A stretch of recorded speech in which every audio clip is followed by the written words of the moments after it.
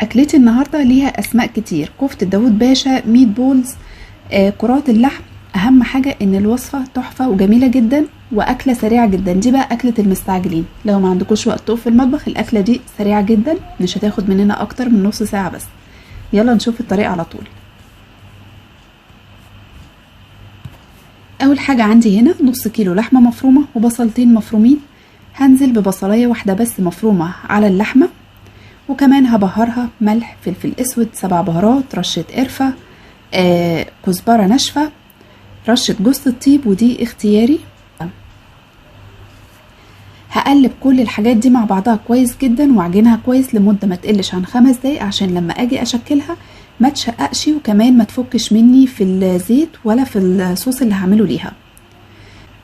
تاني خطوة بعد ما عجناها كويس هنبدأ نشكلها لكور بالشكل ده، كور صغيرة وحجمها قد بعضه علشان تاخد كلها سوا واحد، وكمان في الشكل لما نحطها في الصوص تبقى حلوة وما تتهريش معانا.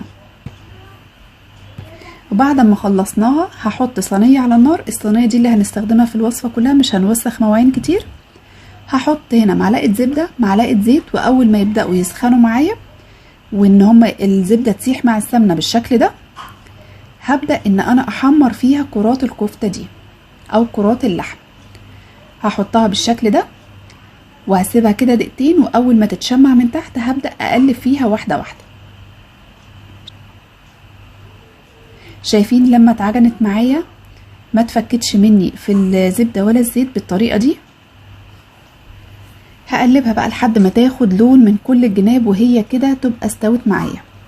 هطلعها بقى في طبق على جنب، وهنجهز الصوص في نفس الصينية. هناخده كده بالدهون بقى اللي نزلت من اللحمة والحاجات الحلوة دي كلها. هحط فيها بصلاية، بقية البصل اللي كان معايا في الاول، وكمان هحط معلقة توم مفرومة ويتشوحوا كده وتحمر كويس معايا. بعد كده هنزل بعصير الطماطم او طماطم مبشورة. وفي الخطوة دي لو عايزين تزودوا كمان صلصة معلبة ممكن تزودوا زي ما انتوا عايزين. انا هنا عملتها بطماطم بس، والصوص معايا كان تقيل. هبهره بقى بملح، فلفل اسود، 7 بهارات. ممكن تضيفوا نفس البهارات اللي حطيناها في اللحمة في الاول، اللي هي القرفة والجوز الطيب والكزبرة، ممكن نضيف نفس البهارات دي، لكن انا هنا اكتفيت بالملح والفلفل الاسود والسبع بهارات وبس. هقلبها كده تقلبتين واحط كوباية مية كمان.